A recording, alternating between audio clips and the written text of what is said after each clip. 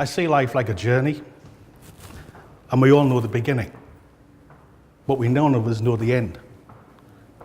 Life and the journey on the path is full of its ups and downs, twists and turns. We don't know where we're going half the time, but we have a job to do, and that's to get love from one end to the next, for the next generation, for the next generation. And this kid, boy, girl, don't know, every nationality, every religion, does it, and his struggle with nothing gets through. And he keeps on going and going and going. And eventually, he's in a paradise, a warm place, full of love. He doesn't feel lonely like he's the only person who has love and wants to share it. He finds the world is full of it. And I remember when I started drawing like this, after a while, that I had to bring them off the wall. They were demanding to be three-dimensional, to be able to walk, to be able to talk, to be seen. And the duffel coat was a hand-me-down from my uncle. And that made me feel like I was as strong as my uncle. I could be the best fighter at school. I didn't have to be scared. I had his protection on me. And so I wanted to make and protect this child with a suit of armor. It took years and years and years to work it out. How am I going to do it? Where do I get the foundry? Where do we get the money to produce it? When we did, a solid suit of stainless steel armor. And people say, why has the child got no face? And I said, because he's everybody. If I put blue eyes on, he couldn't be you because you've got brown eyes. And I invite people to come to this piece and look into the face of this kid. And what do you see? Yourself. We've all been there. We'll all be there again. And we'll all get through. That's what I'm trying to say with this work. Love is the biggest and most important thing in it. And that's what I'm trying to get done and get it out there. I met the Queen. And that was quite an honor, you know. Even Susan was at the other end of the field. She wasn't allowed to be in the same part of the place where I was with my golden badge to meet the Queen. Anyway, the Queen comes up to me and she says, what's the painting about, Mackenzie? And behind us, there must have been about 3,000-4,000 people, all screaming, waving flags, a full orchestra, television, everything was there. And I said, it's about the suppression of the working class and the squashing of people by government in the northeast, losing their jobs. And her lips began to tremble, right? And then the Duke of Edinburgh came in, and I said, but look at today. Everybody's happy and everybody's out to see you. Can I just say thank you? And she said, Mackenzie, you're welcome. Can I see the painting? Yes. And she said, I presume it will be delivered. Right? And so that's meeting the Queen. I've drawn like this for a long time. And I remember bringing it to London to quite an established gallery.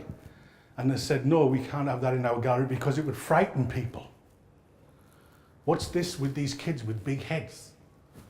And I said, well, it's about the imagination and keeping your head big and being able to dream. Being an artist in the 1960s in an industrial town, so you draw, so what? You're no good, you can't work. You're not going to get a job drawing. So my ideas and my dreams were squashed and I kept them secret. I'm drawing this so I have an opportunity to stand on a board and go around the world and say, look at what children bring to our lives. Look at the innocence. Even in an empty space with nothing, no food, no shelter, right? He casts a very little shadow on the planet, but he brings us happiness and he brings love. That's all he wants to do. He turns the world, an empty world, a frightened world, into a special place full of butterflies.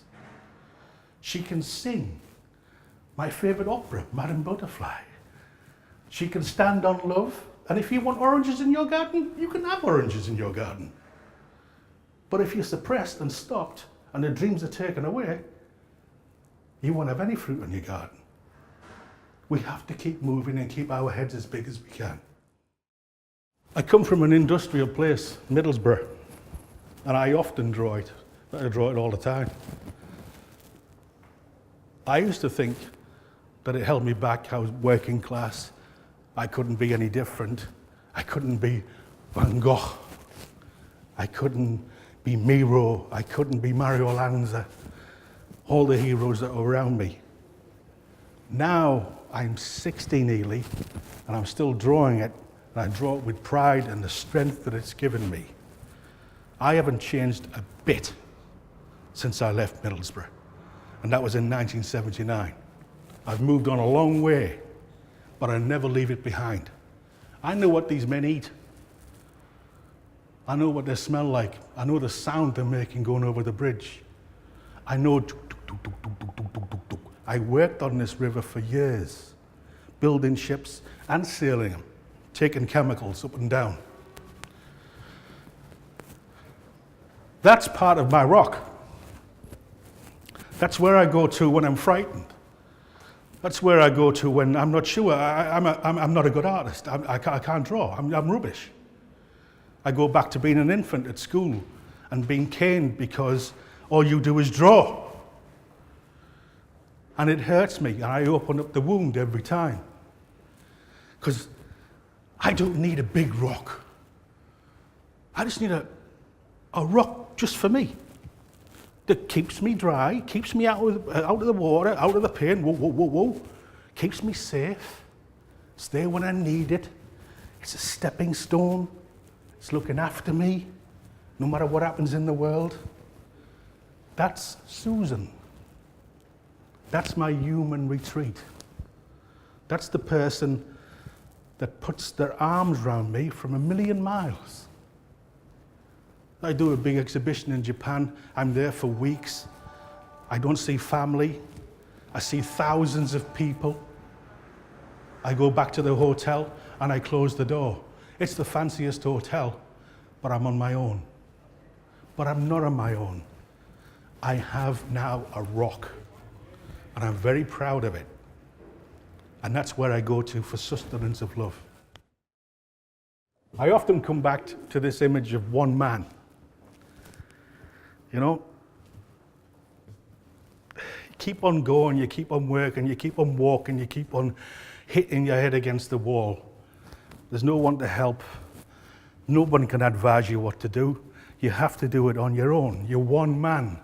But you can make a difference. Like them kids, if you squash this kid far down, we can't afford to lose a child. We can't afford to lose a tree. We can't afford to lose an iceberg. We certainly can't afford to lose our children. One man can make a difference. One person can make a difference. And this one did. And he's found himself at a point where he doesn't know where to go. But the beauty of it for me is, I was scared. What if you reach the point and it's no good? What if you reach the point? I'll drop a name. I was at a party, invited to a party by Elton John. And when I met Elton John, he said to me, Mackenzie, when you get to the top, make sure you're not on your own, because it's the loneliest place in the world. And that, like, whoa, put it inside me. I've got to a place now where I'm well established. I travel around the world doing exhibitions. Thousands, literally thousands of people come to see my shows. And now I don't have to think about that too much. Now I just go to work. And I've got to a place where I'm not frightened, and I'm not worried, and I'm not scared. And I can look at the landscape and stand on the edge, and I know I'm going to get through. There's nothing's going to stop me. Disease, blight, hurricanes, nothing's going to stop me from doing what I want to do. Always sow the seeds of love, not seeds of war, not seeds of greed, seeds of love for no return. Give what you've got to others for nothing, and you'll get everything in return. Everything will come back. Everything. You know, I've learned a lot, and I used to think that my father was a weak man. He was 19 round the neck, he was 54 round the chest. He was called Big Mac. And you didn't get in Big Mac's way. And when I was 17, I started work with Big Mac in the shipyards. And Big Mac got Alzheimer's. Big Mac became a small boy who couldn't talk or walk. And Big Mac died. And it wasn't over. All of my past crashed into me and said, you didn't see what was there. That bond was always there. You were too busy arguing or putting him down or making excuses. You didn't see that he worked hard. He provided for you. You never ran away. You weren't taken into care. You didn't rob. You didn't cheat and you didn't lie. You grew up to be successful. And so have your children, my children. This bond between father and son goes on beyond anything and touches the passion. I have a photograph of my father in the studio with me at an exhibition. And it's such a comfort, a massive comfort. This is my latest print collection. Welcome. I'm so proud of it because what we've been doing over the last few years is try and experiment to see where we can take the print. And I don't want to just make a clone. I want to try and take it further. So I have an image of a child on a common, and there's nothing there. It's a bare place. It's a grey place. But it's Sunday. So she dresses up in her mother's clothes. And she puts on her high-heeled clip-clop shoes, as we used to call them. And she pretends she's in another world. She has a handbag. She's confident. She even has a buggy for a child. She's trying to turn this grey world into a better place. Then I wanted to try and make it a better place too, and provide her with something else, an escape. So I give her Dorothy's shoes, so she can go off to the land of Oz anytime she wants to. She just has to use her imagination and not take notice of what people might say negatively and carry on being themselves. That's what we have to give to the kids.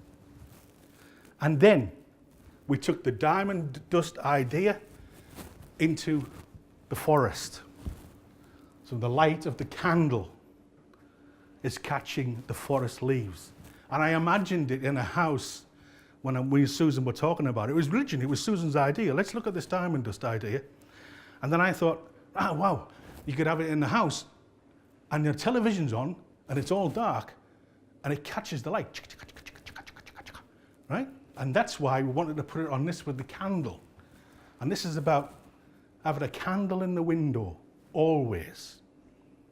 You might roam, go and live your dreams, go as far as you like, but there'll always be a candle in our window. You're always welcome. And I wanted to put that glittery thing inside it. So that's how we did it. And it's about just stretching my imagination and learning techniques with the printer to move things on. The varnish is on here. There's 5 different layers of varnish, picking up different objects. So I'm almost like painting a print, because the print, there's no varnish on the original, because it's pastel, you can't put varnish on it. So it makes it a life of its own. It's not just a print. And that goes for all the work that I do. I want to make it, why work with a great printer just to make a print? Let's try and go further and develop it even more. And that's what I'm trying to do all the time. This is my latest sculpture. First time on view in a great place like this. And the centre of London. I've called it In His Footsteps. I used to think my father's shoes were small, happy to go and dig a hole for a few pounds to put food on the table. I had no ambition. I don't know why you watched Shakespeare, can't understand a word he's saying. So we'd have to turn it off. If we played opera, my mum used to, he would complain. So I thought his dreams and his horizon was lower than mine. And I would have a better one.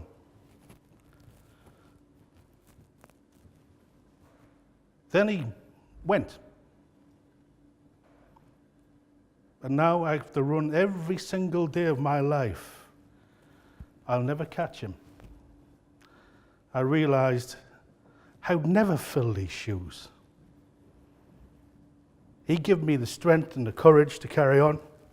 I'm the oldest of 7 kids, a 3-bedroom council house, and I never went hungry, and I never went cold. And this is a homage to my father and his strength and everything he gave me in my life. I was brought up a Roman Catholic, went to Roman Catholic school. The only pictures we used to see were the pictures in the Bible. Pictures on my grandma's wall was Jesus, Mary, and Joseph. And I always wanted to make the Last Supper. I always wanted to draw it. The first painting I ever sold in my life was for 2 half-crowns to St. Thomas's Church. It was a biro drawing on wood chip of Jesus' face, and they put it in the church. So I struggled for a long time, on and off, since I was about 18, to try and work it out. And this is about 4 or 5 years old now. It took me that long. It ended up half drunk on a Friday night with a biro. I think Coronation Street was on, and a piece of paper on my lap, and I saw it. This is my body. This is my blood. One of you will betray me. I wouldn't do that. Lord, I would never do that. I'll give you 30 pieces of silver. I'll give you 60 pieces of silver. Shh, shh, shh. Stop laughing. The leader's trying to say something. Let's go, says this guy. And the dog in our history is the devil.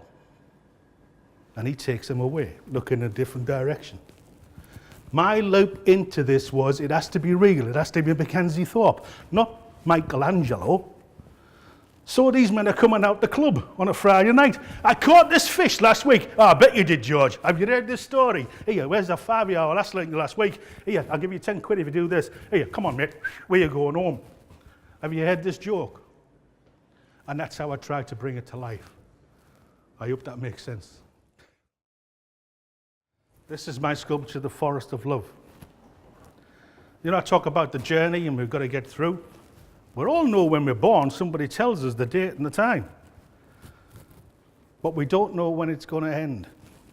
Nobody can foresee that. We have our ups and downs, good times and bad times. But it's our job as a human being to keep this world going and going for the next generation. So we're all labored with this love, and we have to get it through. Even when trees turn into prison bars, we've got to get this through. When I was making this in California, a foundry worker, it was 114 degrees where he was working in the foundry, and he had a fire suit on and a big mask. And I was working on this, and he looked up, took the mask off, and he went, trapped. We're all trapped.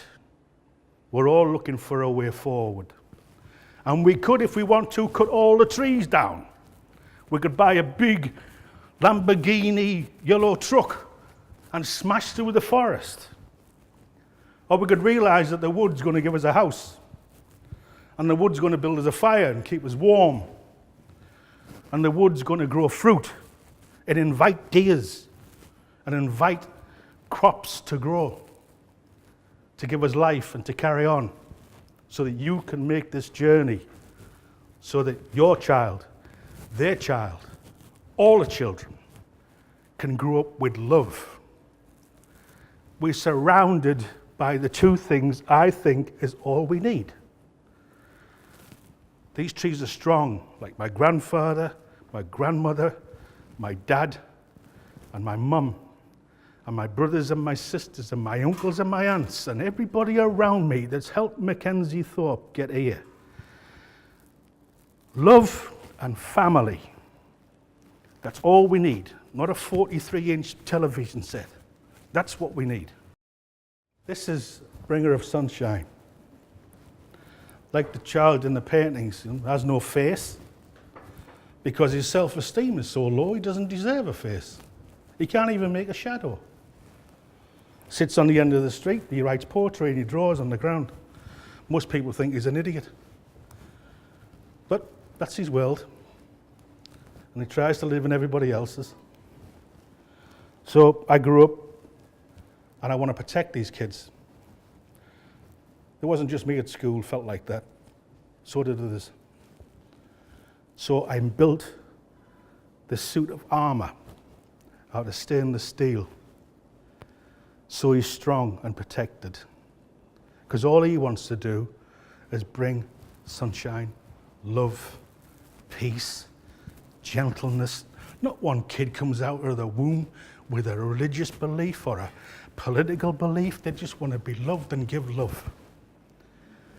We all get in hard places like this kid.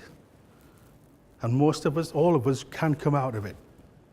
We've all been there. He has no face because it's your face and my face. I want you to look inside that flower and see yourself. When you were 10, what did you need? Does your child need it now? Does that child need it now? Then if it does, give it them. Just like this kid is doing for nothing, just bringing it for nothing.